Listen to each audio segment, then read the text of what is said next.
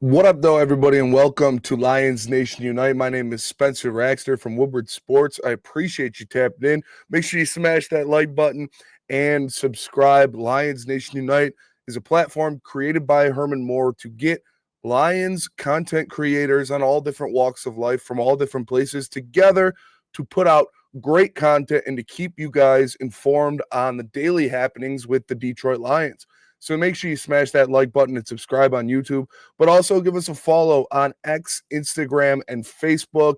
And if you want some great merch, the best Lions merch in the game, all you have to do is go to lionsnationunite.com, and you got the best merch options as well. Appreciate you supporting the channel and the network. Make sure you smash that like button and subscribe. So we know the NFL draft wrapped up a little while ago, and Brad Holmes once again made headlines where people are saying this is an awful draft. People are saying this is an amazing draft. Nobody's really in the middle. You either love all of the picks that Brad Holmes made or you think he reached on all of those picks. And the Athletic took one side of that. Our guy, Austin Mock of the Athletic graded the Detroit Lions and Brad Holmes with an F for the 2025 NFL draft. And here's what he had to say about it. Out of the 7 picks, 4 were considered reaches by our consensus board, including 3 in the top 70. They also lost a bit of value in the trade market, highlighted by their big move up for the board for wide receiver Isaac Tesla.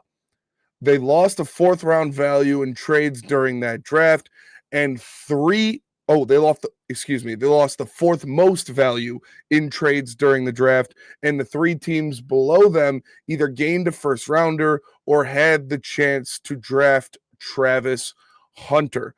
So obviously Austin Mock did not like what Brad Holmes did, and obviously Austin Mock and the Athletic have their own way of grading drafts based on their board, how they view players and where they put players.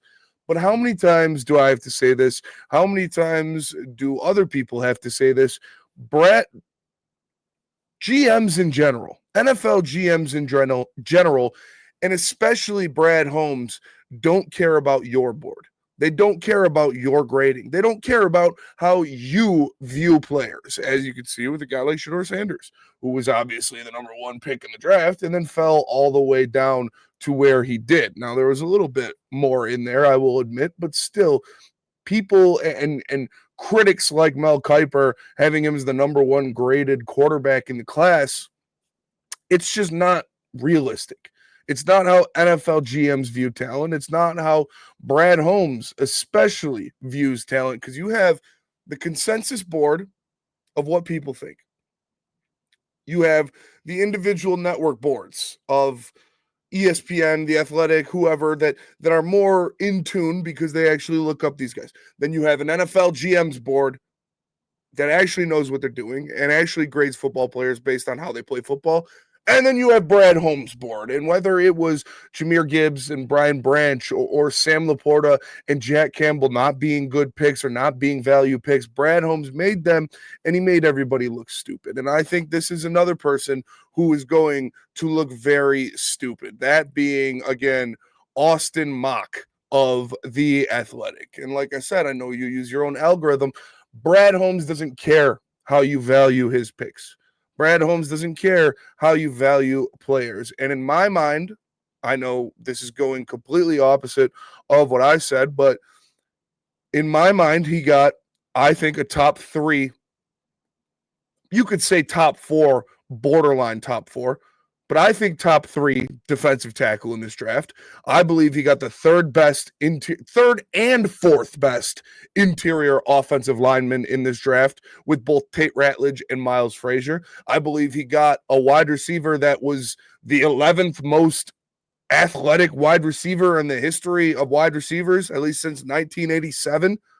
This draft is not one that's going to stand out to you or catch your eye except for the Tesla pick, because interior defensive line is not a sexy pick.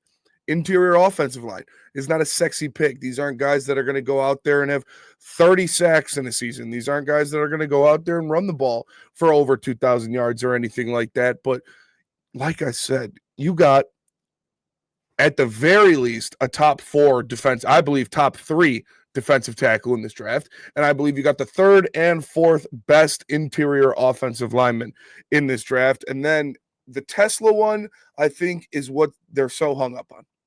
I think the Isaac Tesla one is what they're so hung up on because not only do they view Tesla as a reach, but they view that the Detroit Lions gave up too much to get him.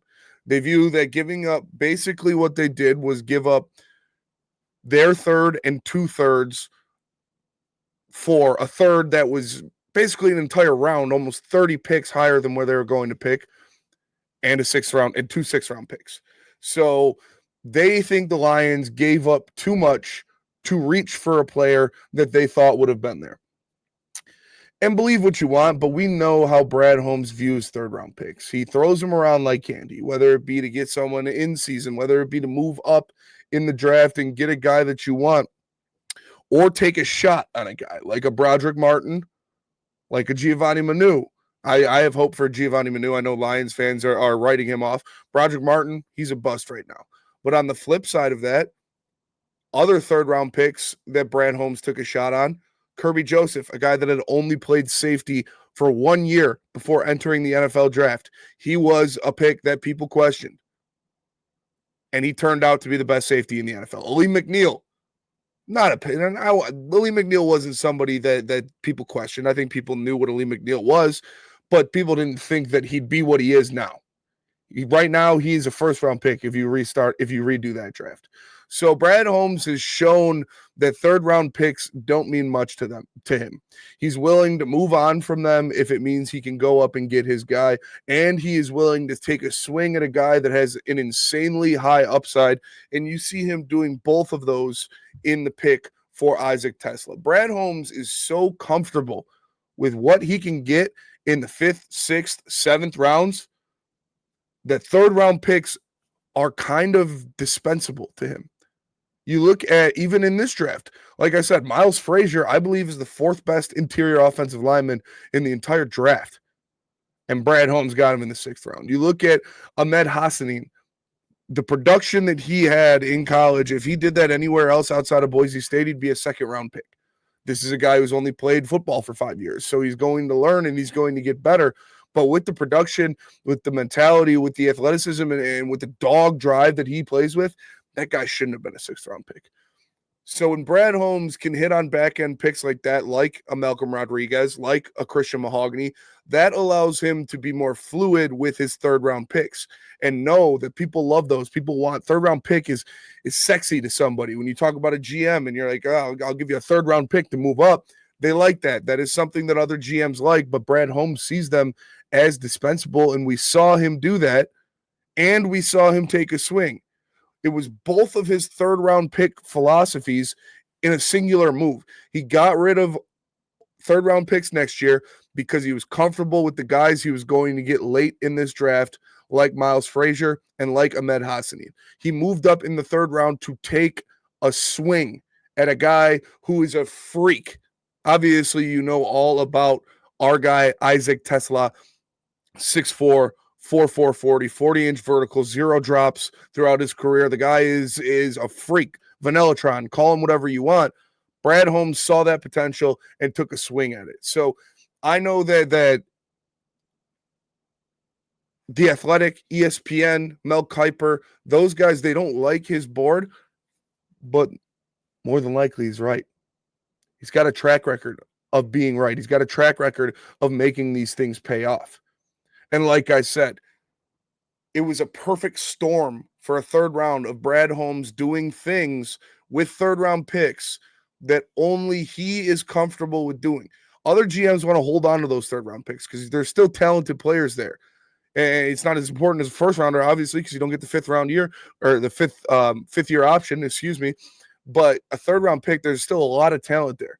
But Brad Holmes is so comfortable with the guys that he can get in the 5th and 6th rounds that he feels 3rd-round picks are more valuable to either go swing for the fences on a freak player or a freak type of guy that could be huge return or could be a swing and a miss. And he likes to use them to move around in the draft. And he just did them both in this draft. He used 2 third-round picks because he was comfortable with who he got late in the draft to move up and swing at a guy that has an extremely high upside. And that's why The Athletic, ESPN, other things like that don't like what Brad Holmes did in this draft and grade him an F, which is crazy. But Brad Holmes is going to prove him wrong again. I love the draft. I would give the draft an A- only because I do think you gave up a little bit too much, and that's fine. But I would give it an A- because I love all of the players they got. I'm not going to act like I don't. They're all studs. But I appreciate you guys tapping in to Lions Nation tonight. I am Spencer Raxter. Make sure you smash that like button and subscribe, and we'll see you guys later. Brad Holmes and the Lions do it again. Whew, man, OTA's right around the corner. Peace.